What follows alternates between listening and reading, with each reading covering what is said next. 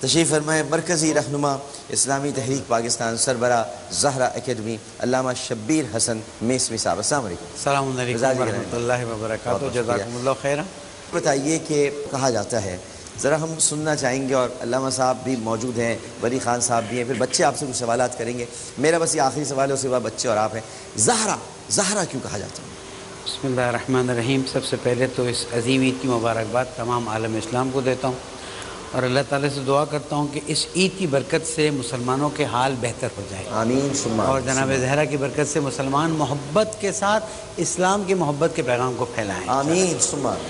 جہاں تک جناب زہرا صلی اللہ علیہ وسلم کے القابات کا نام ہے، وہاں پر ہم جب زہرا دیکھتے ہیں تو ایک طرح سے رسول اکرم صلی اللہ علیہ وسلم جب آپ دیکھتے تھے جناب فاطمہ زہرا سلام علیہ کو، تو آپ کا چہرہ روشن اور خوشحال ہو جاتا تھا. اور آپ ہمیشہ فاطمہ زہرا سلام علیہ کو دیکھ کر جب خوشحال ہوتے تھے تو اللہ تعالیٰ سے یہی دعا کرتے تھے، اے اللہ جو فاطمہ کو خوشحال کرے تو اس سے خوشحال ہو جانا. تو ایک عنوان یہ دیا گیا ہے زہرا کا. ایک یہ بات بھی کہی گئی کیونکہ آپ نجاستوں سے پاک، آیت تطہیر میں شامل تھی اور نجاستوں سے پاک سی، جس کا مزید ذکر ابھی میں نہیں کرنا چاہتا، اس لیے بھی آپ کو زہرا اور بطول کا عنوان دیا گیا ہے. ایک عنوان عرض کروں پھر بات کو آگے بڑھائیے، اور وہ ہے ام ابیہا. جی ہاں، کہ یہ عنوان ہے کہ جو جناب فاطمہ زہرا سلام علیہ کے لیے مخصوص ہے، اس لیے کہ جناب رسول اللہ صلی اللہ علیہ وسلم کی جب شادی جناب خدیجہ سلام علیہ وسلم ہوئی اور جناب زہرا کی ولادت ہوئی، وہ پورا ایک واقعہ ہے، انشاءاللہ امید بزرگوار بیان کریں گے.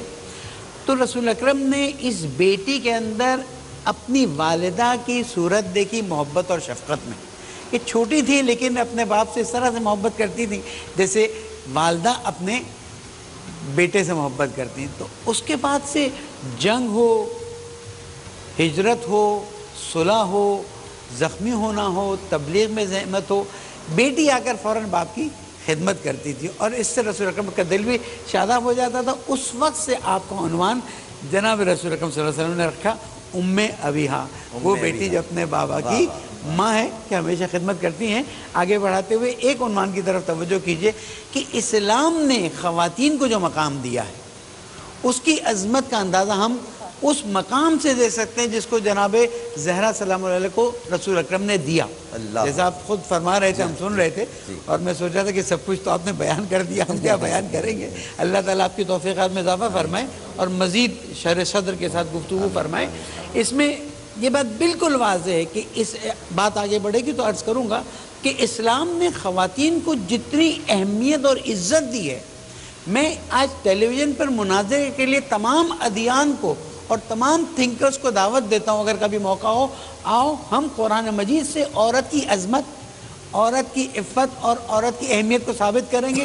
تم اپنی دلیلوں سے لاؤ اور پھر دیکھو کہ اللہ تعالیٰ نے انسانوں میں عورتوں کو کتنی عظمت دی ہے، اور عورتوں میں جناب فاطمہ زہرا سلام علیہ. واہ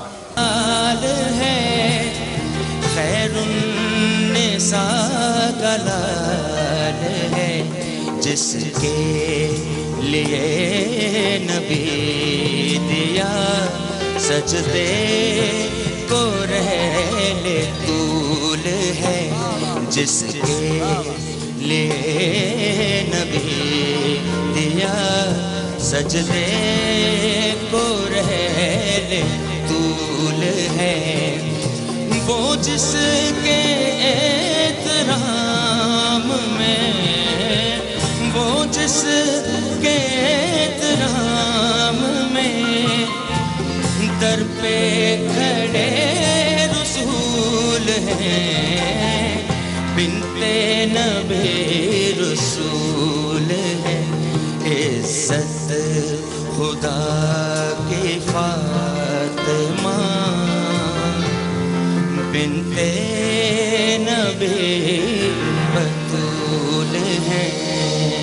سبحان اللہ، سبحان اللہ، سبحان اللہ، سبحان اللہ، ماشاء اللہ، ماشاء اللہ. جی کیا سوال کرنا ہے؟ میرا سوال یہ ہے کہ وہ کون سی خواہشات تھیں جو حضرت فاطمہ نے حضرت علی سے اپنے وصال کے بعد کرنے کی تاکید فرمائی تھی؟ وصال کے بعد، جی شبیر میسوی صاحب. جناب فاطمہ زہرا سلام علیہ کو یہ بات بہت ہی پریشان کرتی تھی کہ جب زندگی میں میرے بدن کو کسی نے نہیں دیکھا تو میرے وصال کے بعد جب جنازہ اٹھتا تھا اس میں اس طرح سے کپڑا رکھا جاتا تھا کہ بدن کے کچھ ظواہر خدخال ظاہر ہوتے تھے.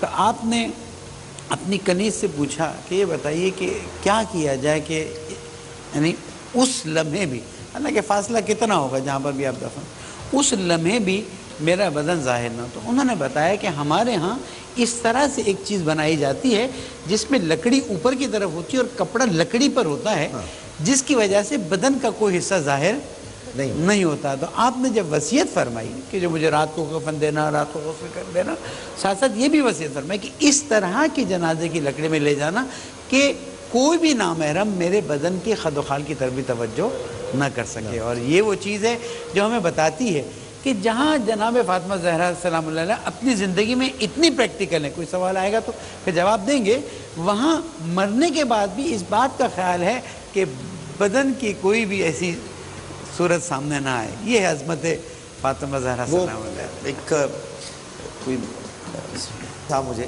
کہ حضرت فاطمہ الزہرا، اب جیسے جب ہم کہتے ہیں ثانی زہرا حضرت زینب رضی اللہ تعالیٰ عنہ کو، تو مصائب میں بھی کہتے ہیں ہم کہ ام المصائب ہیں، لیکن ہم نے یہ دیکھا ہے کہ حضرت فاطمہ کی حیات پاک آپ کی بھی بڑی کرب میں، مصائب میں، تکالیف میں، درد میں آپ کی حیات بھی رہی ہے.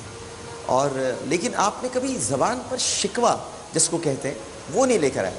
آج کی خواتین، میں اس لیے آپ سے کہوں گا کیونکہ آپ مخاطب میں اس وقت پوری دنیا آپ کو دیکھ رہی ہے، جب ہم سیرت فاطمہ کی بات تو کر رہے ہیں اور سب، کیا خواتین کو ہم میسج دینا چاہیں گے ان کی ذات سے؟ بزرگوں کی بات کو آگے بڑھاتے ہوئے کہ جو کانسیپٹ ہے تبرہ کا وہ غلط دیا گیا ہے. تبرہ سے صرف مراد یہ کہ ہر وہ جو اہل بیت علیہ السلام قرآن اور اللہ تعالیٰ سے دوری اختیار کرتا ہو اس سے دوری اختیار کرنا، اس کے علاوہ کوئی اور مفہوم نہیں ہے. تو اس وجہ سے اور اس میں کوئی صحابہ کا تذکرہ نہیں ہے، کچھ نہیں ہے، اور صحابہ کا تو سوال ہی پیدا نہیں اپنی وہ یعنی غلط فہمی ہوگی اس کو دور کر. اچھا اسی طرح بیٹھ کے ہی ہوتی ہیں باتیں دور. جہاں تک ہم جناب زہرا سلام کی پریکٹیکل لائف کی طرف دیکھتے ہیں تو ہمیں ایک چیز نظر آتی ہے، اور وہ یہ ہے کہ آپ اپنے بابا کے ہر مشن میں ساتھ ہیں، چاہے گھر پہ ہوں چاہے باہر. صحیح. کہیں ایسا نہیں ہوا کہ بابا کسی مشن پہ جا رہے ہوں اور آپ بے خبر ہوں، اپنی زندگی گزار رہی ہوں. اس لیے ہم دیکھتے ہیں کہ جب رسول اکرم صلی اللہ علیہ وسلم کو اذیت پہنچائی جاتی ہے تو زخموں کی مرہم پٹی کا کام جناب زہرا سلام اللہ انجام دیتی ہیں. یہاں تک کہ جن لوگوں کو مدینہ شریف کی زیارت نصیب ہوئی ہے، جن کو نصیب نہیں، دعا کرتا ہوں آج سب کو نصیب ہو جائے اور حج عمرہ کی بھی سعادت نصیب ہو. تو اگر آپ جا کے دیکھیں تو جنگ احزاب کے اس پر مسجد حضرت فاطمہ زہرا سلام اللہ، باقی بھی مساجد ہیں اور سب کچھ، وہ اس لیے ہے کہ جناب فاطمہ زہرا سلام اللہ علیہ اس وقت رسول اکرم کے ساتھ تشریف لے گئی تاکہ جو خواتین کی ڈیوٹی ہے اور جو رسول اکرم صلی اللہ علیہ وسلم اور حضرت علیہ السلام کی نسبت کیونکہ محرم تھے ڈیوٹی ہے وہ انجام دی سے. یہاں پر جناب فاطمہ زہرا السلام کی زندگی سے دو اہم درس اپنی بہنوں اور بیٹیوں کو دینا چاہتا ہوں. ایک قناعت جی. قناعت وہ تونگری ہے کہ اگر ہماری بہنوں اور بیٹیوں میں آ جائے تو اس سے گھر آباد ہو جائیں گے.